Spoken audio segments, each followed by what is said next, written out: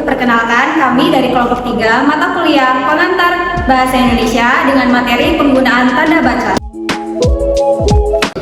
Hai, perkenalkan nama saya Dwi Setiawati dengan NPM 2311012078 sebagai pemateri 1 dan pembuat makalah.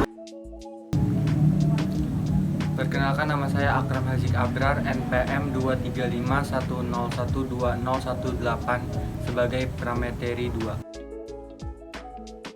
Halo, perkenalkan nama saya Nazar Putri Adinda Gita dengan NPM 23510012020. Saya di sini sebagai pemateri 3 dan tim editing video. Perkenalkan, nama saya Kalediana dengan NPM 23110122072. Di sini saya sebagai pemateri juga membuat PowerPoint sekaligus sebagai moderator. Perkenalkan, nama saya Muhammad Nazrul Triwardana dengan NPM 231101204. Di sini saya bertugas sebagai pemateri 5 dan editing video. Hai, perkenalkan nama saya Muhammad Ridho Rashid, NPM 231012054. Saya sebagai pembuat makalah dan pemateri 6.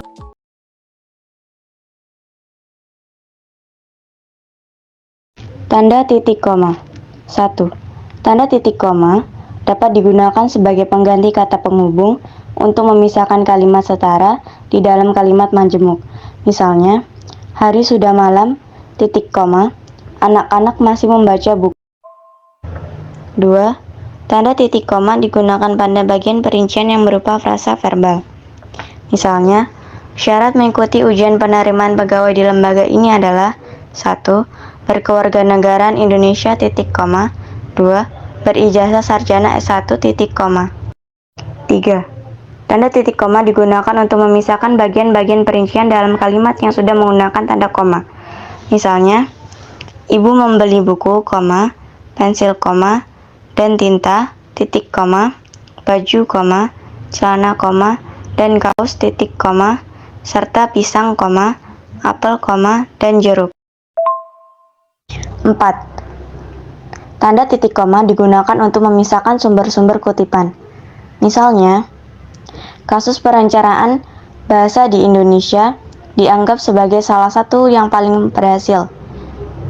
Buka kurung, Fisman, 1974, titik koma, Molino, 1985, titik koma, Samuel, 2008, titik koma, Warthog dan Fuller, 2015, tutup kurung. Tanda titik 2. 1. Tanda titik 2 digunakan pada akhir suatu pernyataan lengkap yang langsung diikuti perincian atau penjelasan. Misalnya, mereka memerlukan perabot rumah tangga, titik 2, kursi, koma, meja, koma, dan lemari. 2. Tanda titik 2 tidak digunakan jika perincian atau penjelasan itu merupakan bagian dari kalimat lengkap. Misalnya, kita memerlukan kursi, koma, meja, koma, dan lemari. 3. Tanda titik 2 digunakan sesudah kata atau frasa yang memerlukan pemberian. Misalnya, Ketua, titik 2, Ahmad Wijaya, Wakil Ketua, titik 2, Denny Simanjuntak. 4. Tanda titik 2 digunakan dalam naskah drama sesuai kata yang menunjukkan pelaku dalam percakapan. Misalnya, Ibu, bawa koper ini nak. Amir, baik Bu. 5. Tanda titik 2 digunakan di antara A. Jilid atau nomor halaman, B. Surah dan ayat dalam kitab suci, serta C. Judul dan anak judul suatu karangan. Misalnya, Ultimart 5 dalam kurung 2, titik 2, 98 sampai 105. 6. Tanda titik 2 dapat digunakan untuk memisahkan angka jam, menit, dan detik yang menunjukkan waktu atau jangka waktu. Misalnya, pukul 1.2.35.2.20 dalam kurung pukul 1:35 menit 20 detik atau pukul 1,35 menit, 20 detik. 7. Tanda titik 2 digunakan untuk menuliskan rasio dan hal lain yang menyatakan perbandingan dalam bentuk angka. Misalnya, skala peta ini 1.2 10.000.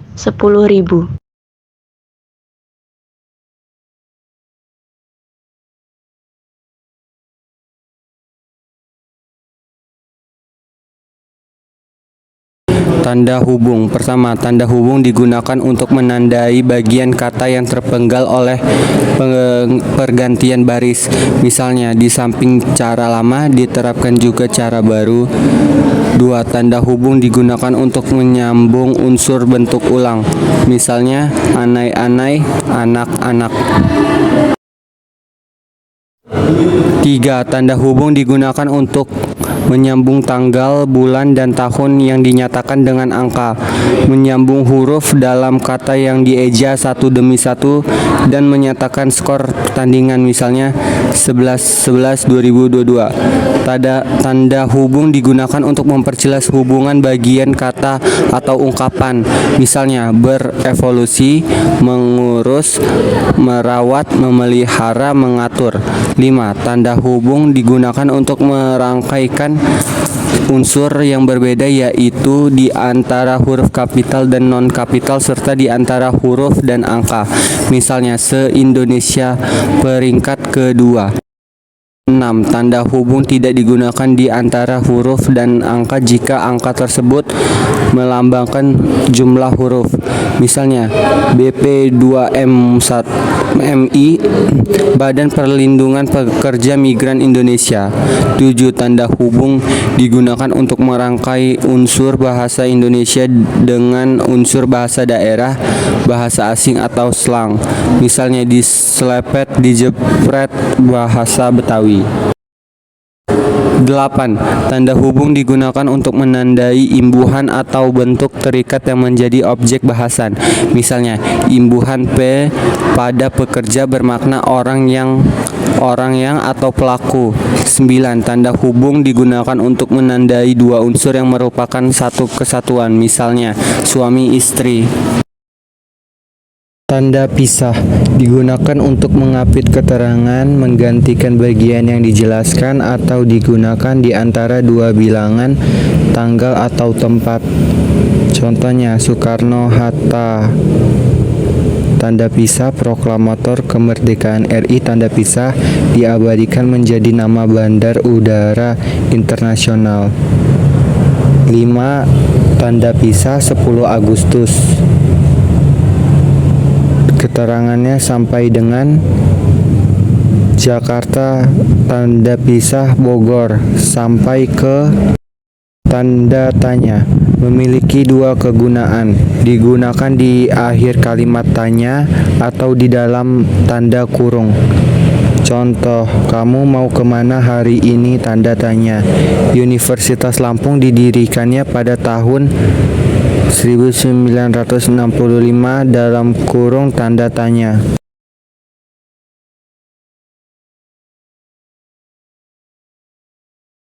Tanda seru. Tanda seru digunakan untuk mengakhiri ungkapan, menggambarkan kekaguman, kesungguhan, emosi yang kuat, seruan, dan perintah. Misalnya, yang pertama, untuk menggambarkan kekaguman. Cantik sekali tempat ini, tanda seru.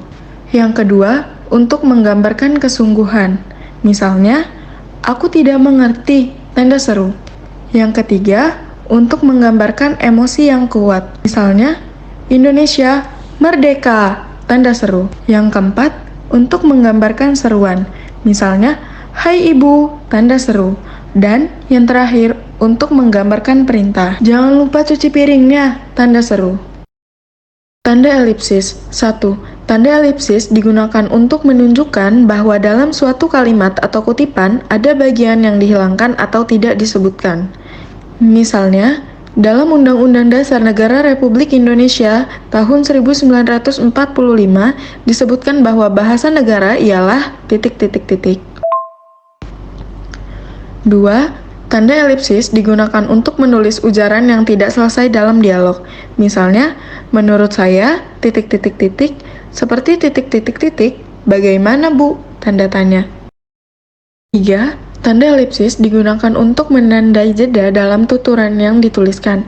Misalnya, 1, 2, titik, 3, tanda seru. 4. Tanda elipsis di akhir kalimat diikuti dengan tanda baca akhir kalimat berupa tanda titik, tanda tanya, atau tanda seru. Misalnya, dalam Undang-Undang Dasar Negara Republik Indonesia tahun 1945 disebutkan bahwa bahasa negara ialah titik. Tanda petik dan tanda petik tunggal. Tanda petik. 1. Tanda petik digunakan untuk mengapit petikan langsung yang berasal dari pembicaraan, naskah, atau bahan tertulis lain.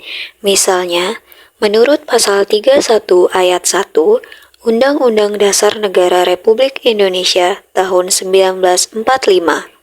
Tanda petik, setiap warga negara berhak mendapat pendidikan. Titik, tanda petik. 2. Tanda petik digunakan untuk mengapit judul puisi, judul lagu, judul artikel, judul naskah, judul bab buku, judul pidato, khutbah, atau tema subtema yang terdapat di dalam kalimat. Misalnya, Kongres Bahasa Indonesia 11 bertema tanda petik menjayakan bahasa dan sastra Indonesia. Tanda petik, titik. 3. Tanda petik digunakan untuk mengapit istilah ilmiah yang kurang dikenal atau kata yang mempunyai arti khusus. Misalnya, dilarang memberikan tanda petik amplop tanda petik kepada petugas. Tanda seru.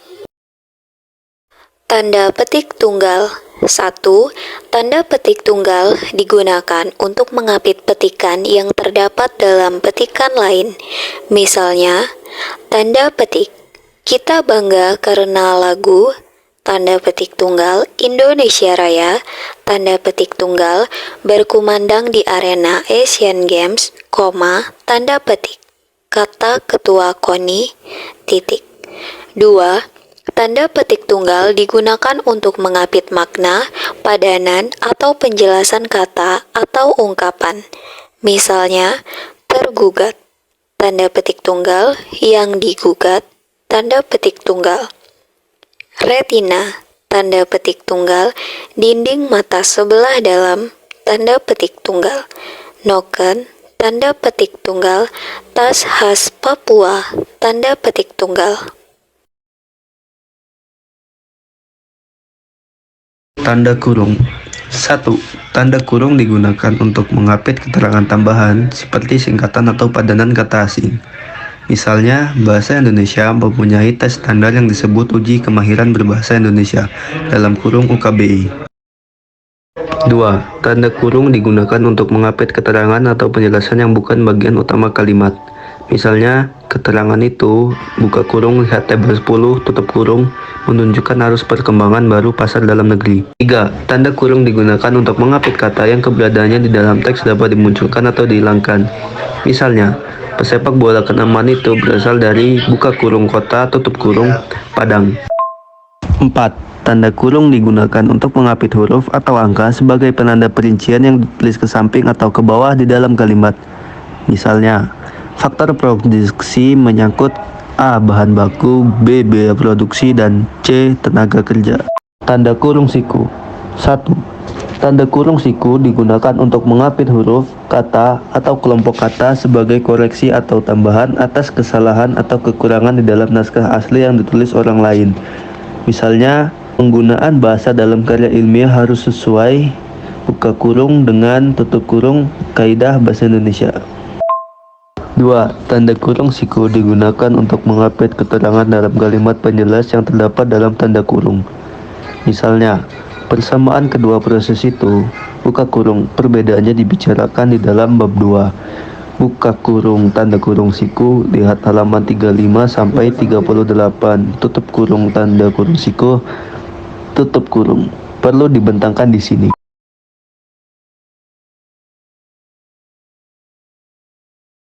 Pertama, mari kita bahas penggunaan tanda garis miring.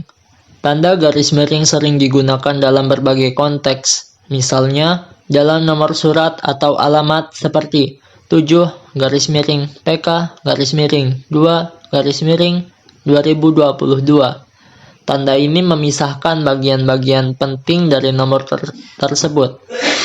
Selain itu, tanda garis miring juga dapat menggantikan kata dan atau serta dalam kalimat.